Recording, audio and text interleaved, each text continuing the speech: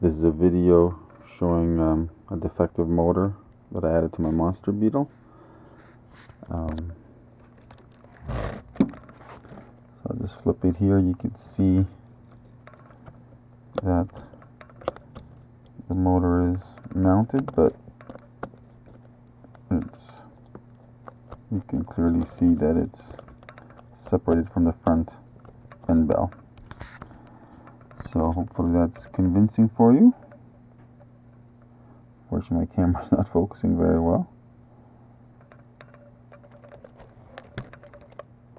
You can see the screws are still, it is screwed in. That's it. Please send me a new motor.